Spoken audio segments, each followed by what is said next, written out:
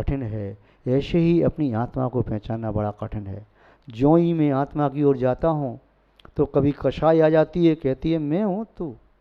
कहीं राग द्वेष आ जाते हैं, कहीं विषय वासना सामने आ जाती है, और मैं अपनी तक नहीं पहुँच पाता हूँ, उसके बीच में और कई लोग आ जाते हैं जो मैं नहीं हूँ। अपने आप को जानने के लिए उन सब पर को तो छोड़ना पड़ेगा। जैसे पहाड़ पर चढ़ने के लिए बाहर का वजन त्यागना जरूरी है, वैसे ही बाह्य जानकारियों का परित्याग करना भी जरूरी है। बाह्य जानकारियाँ आत्मज्ञान में बाधक हैं, साधक नहीं हैं। भाव सुत ज्ञान के पास भले ही शब्द न हो, किंतु आत्मा के वैभव का अनुभव उसे हो सकता है।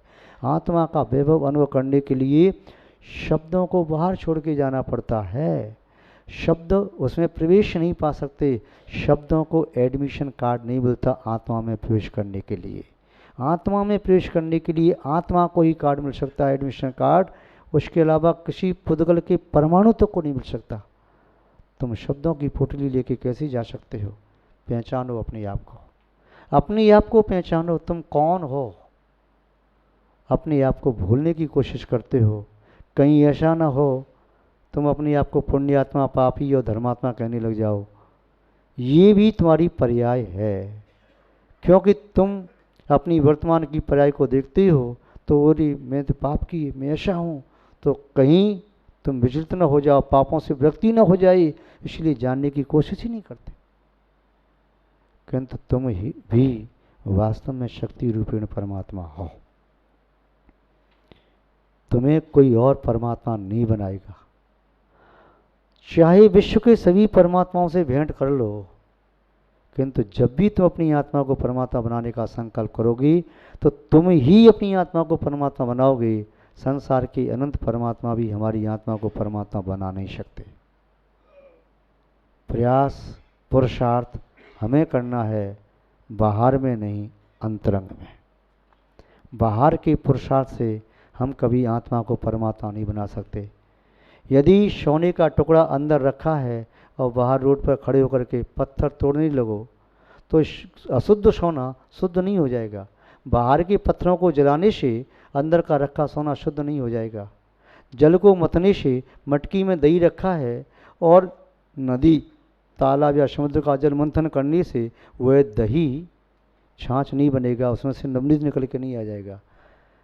हमारी चेष्टा भी लगभग ऐसी चल रही है जैसे समुद्र का मंथन करके हम मटकी में, घर में रखी मटकी के दही का घी निकालना चाहते हैं।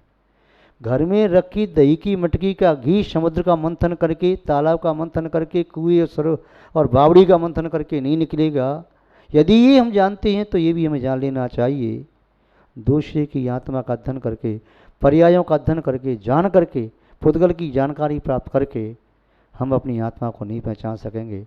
वस्तुओं के भाव जान करके भी आत्मा के परिणामों को नहीं पहचाना जा सकता।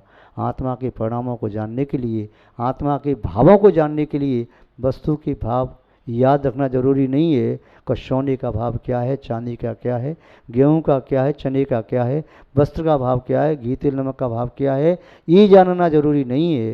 ये तो उलझाने वाला है।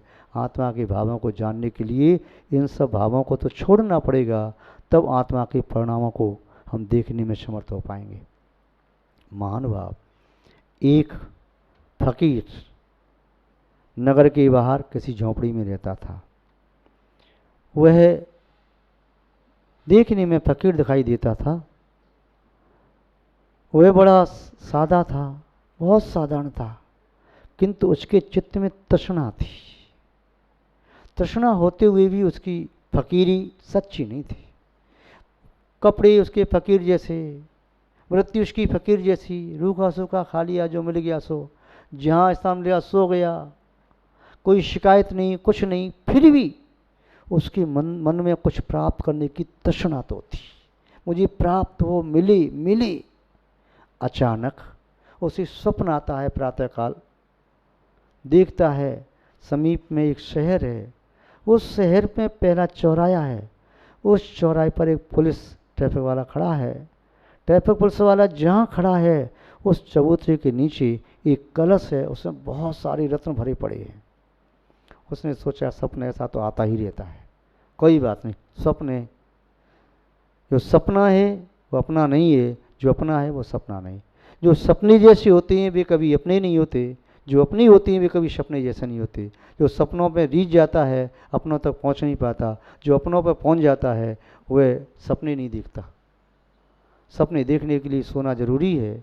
कभी आंख बंद करके सपना देखते हैं, कभी आंख खोल करके, किंतु सपना जब भी देखोगे पर में डूब करके देखा जाता है। अपने में डूबने वाला व्यक्ति सपने नहीं अपने की अनुभूति करता है।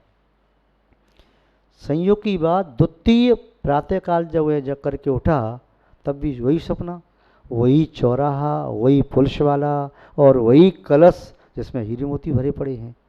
उसने कहा स्वप्न एक बार कोई आ सकता है, ज्यों की त्यों वही सपना दूसरी बार भी आ गया। कुछ न कुछ तो फिर भी मन को समझाया, अरे कुछ नहीं, सब ऐसी हो सकता है। परंतु शाम शाम तक उसके मन में आया कहीं सपना मेरा सत्य नहीं हो। अपन वहाँ जाके देखते हैं और खोद करके देख लेते हैं, यदि कलश मिल जाता है रत्नों भरा तब तो मैं राजा जैसा बन जाऊंगा। लगता है भगवान ने मेरी तपस्या का फल दे दिया। अगले दिन वह सोकर के उठा तब उसके आश्चर्य का ठिकाना ही नहीं रहा। वही चौराहा, वही चबूतरा, वही पुलिस वाला, वही कलश, वही रत्न और हीरे मोती सब। अब अपने आप को रोक नहीं पाया, बहुत रोका बहुत रोका, अब तो चल दिया। भोजन पानी की चिंता नहीं, चला जा रहा है। और सामने से संयोग से वही सिपाही टकरा गए जो 3 दिन से सपने में दिखाई दे रहा। सिपाही ने उसको देखा, उसने सिपाही से पूछा, तुम अमुक शहर में उस चौराहे पर रहते हो, तुम ट्रैफिक पुलिस वाले हो? जी हाँ। उस पुलिस वाले ने पूछा, क्या तुम इस नगर के बाहर छोटे से ग्राम में एक झोंपड़ी में रहते हो? तुम फकीर हो? उसने कहा हाँ, क्यों, क्या बात है? बोले 3 दिन से मैं परेशान हूँ। बोले क्यों, क्या परेशान? 3 दिन से मुझे एक ही सपना आ रहा है कि नगर के बाहर झोंपड़ी है, झोंपड़ी में फकीर रहता है, वह फकीर जहाँ बैठता है उसके नीचे कलश है, उसमें हीरे मोती रत्न भरी पड़ी हैं। फकीर कहता यही सपना तो मुझे ही आ रहा है। बोली मैं फकीर क्यों बना रहा जब मेरे पास वह खजाना है? वह पुलिस वाला कहता है कि मैं फकीर क्यों बना रहा, मेरे पास भी खजाना है। दोनों लौट करके आते हैं और ये प्रसंग कथा कहती है कि दोनों को खजाना मिल जाता है। जब तक दोनों ने अपनी अपनी भूमि नहीं खोदी थी, नहीं देखी थी, तब तक दूसरों का खजाना दिखाई देता है। जब अपनी भूमि को, चित्त की भूमि को खोद करके देखें, हम खजाने हमेशा बाहर खोजते हैं, अपने चित्त की भूमि पर जमी कर्मों की परतों को खोद करके नहीं देखते। हमारी अंदर ही तो बहुत बड़ा खजाना दबा पड़ा है। एक बार यदि उस परत को उखाड़ के देख लें तो ऐसा चैतन्यमय रत्न, जो कभी रत्न कभी किसी के द्वारा छीने नहीं जा सकते, कभी नष्ट नहीं हो सकते, एक बार प्राप्त कर लिए तो कभी उन्हें नष्ट नहीं किया जा सकता। महान भाव। संभव है उस फकीर ने भी अपना खजाना प्राप्त कर लिया और संभव है उस पुलिस वाले ने भी प्राप्त कर लिया, किंतु ये फकीर और ये सेवक रक्षक श्रोतागण अपने खजाने को कब प्राप्त करेंगे? अपने अंदर खोजने पर ही, अपने अंदर खोदने पर ही तभी प्राप्त हो सकता है। समुद्र का आनंद लेना है तो समुद्र में डूब करके आनंद लिया जा सकता है। समुद्र के किनारे चक्कर लगाने से समुद्र का आनंद नहीं आता। भोजन को देख करके भोजन का स्वाद नहीं आता, क्षुधा तृप्त नहीं होती। पानी को देख करके प्यास नहीं मिटती है। दूसरों की विभूति को देख करके हम सोचें कि हम विभूतिवान हो गए, यह तो बच्चों जैसा खेल है। हमें अपनी विभूति को पाने के लिए अपने अंदर ही उतरना पड़ेगा। अपने अंदर उतरते जाओ, अंधेरा है, ज्ञान का दिया जलाओ। या तो हम अंधेरे में उतर जाते हैं या ज्ञान के दिए को लेकर के बाहर खड़े हो जाते हैं। विषय भोगों की आंधी में दिया ज्ञान का बुझ जाता है, या हम दूसरों से ज्ञान का दिया मांगते रह जाते हैं, या हम दूसरों को उन सीढ़ियों पर उतारना चाहते हैं। किसी प्रकार से संभव नहीं है। अपना ही दिया जलाना पड़ेगा, अपने ही अंदर उतरना पड़ेगा और अपने अंदर ही विश्वास जगाना पड़ेगा और अपने अंदर दबे खजाने को खोजना पड़ेगा। शरीर की सेवा करने से कभी आत्मा को तृप्त नहीं किया जा सकता।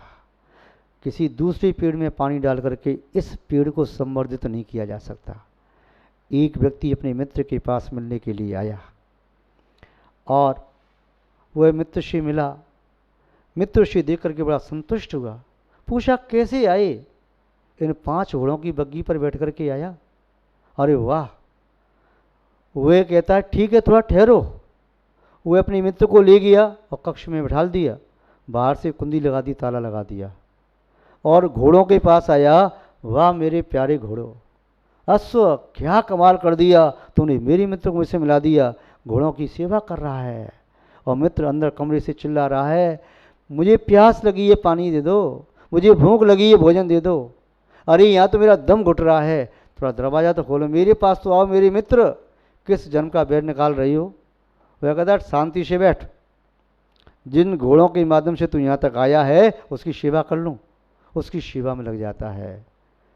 ये उस मित्र की बात नहीं है, ये इस मित्र की बात भी हो सकती है।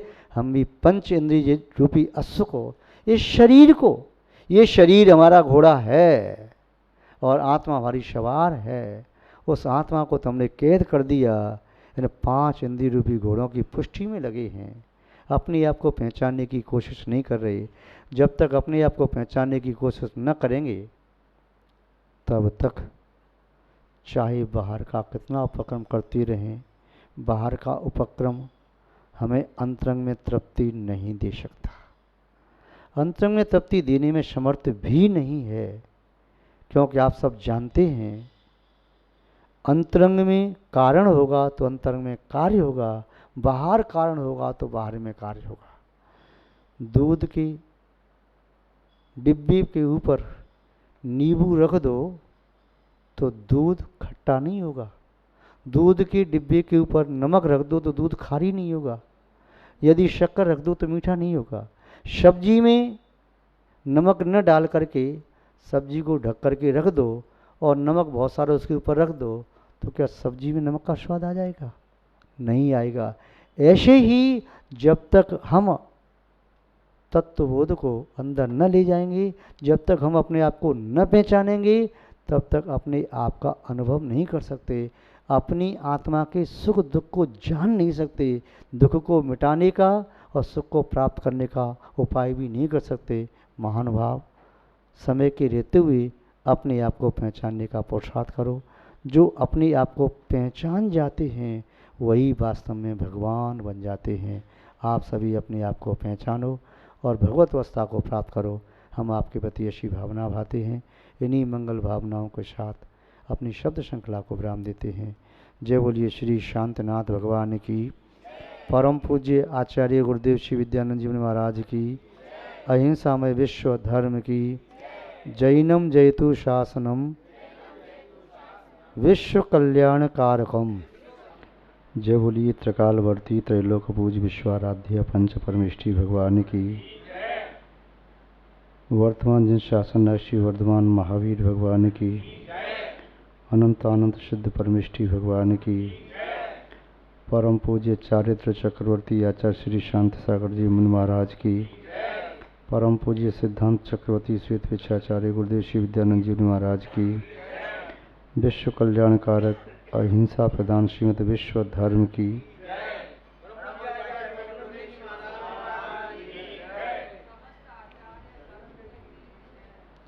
जैनम जयतु शासनम विश्व कल्याण कारकम। धर्म स्नेही सत श्रद्धालु यहाँ पर उपस्थित आप सभी भव्य वर पुंडरीक पुण्यात्मा महानुभाव, हमारा जीवन और हम दो अलग अलग वस्तु नहीं हैं। हम और हमारा जीवन एक ही है। हम उस जीवन का अंतरंग रूप है और जीवन हमका बहिरंग रूप। किसी भी वस्तु के दो रूप होते हैं, एक अंतरंग, एक बहिरंग। बहिरंग रूप वह है जो सबके देखने में बाहर से आए। अंतरंग वह है जिसे हम या परमात्मा देख सके। जो आत्मा के अनुभव में और परमात्मा के ज्ञान दर्शन में झलके, वह हमारा अंतरंग रूप है। यद्यपि परमात्मा के ज्ञान दर्शन में बहिरंग रूप भी झलकता है, किंतु अंतरंग को देखने में हम और हमारा परमात्मा दो ही समर्थ हैं। अंतरंग मूल है, बहिरंग उसका उत्तर रूप। अंतरंग बीज है, बहिरंग उसका विकसित रूप। अंतरंग कारण है, बहिरंग कार्य। अंतरंग मूल वस्तु है, बहिरंग उसकी आभा। कभी भी आभा अपने मूल स्वरूप से पृथक और विपरीत नहीं होती। जैसा मूल स्वरूप होता है, उसकी प्रभा और आभा उसी प्रकार की होती है। हम यदि अपनी अंतरंग को बदलना चाहें तो हमारा बहिरंग अपने आप बदल जाएगा। बहिरंग को बदलने से अंतरंग नहीं बदला करते। यद्यपि बहिरंग को बदलने के लिए अंतरंग को बदलना है, और जो केवल बहिरंग को बदल करके संतुष्ट हो जाते हैं, वे अपने साथ केवल छल करते हैं। दूसरों से ये प्रशंसा प्राप्त करने के लिए कि वह व्यक्ति बदल गया। महानुभाव, एक शब्द सुना है आपने, लॉ ऑफ अट्रैक्शन। शास्त्रीय भाषा में, जिन शास्त्र की भाषा में कहें तो कहेंगे वर्गणाओं का प्रभाव। संसार में नाना प्रकार की वर्गणाएं विद्यमान हैं। आहार वर्गणा, भाषा वर्गणा, मनोवर्गणा, कर्मण वर्गणा, नौकर्म वर्गणा, ये वर्गणाएं हैं।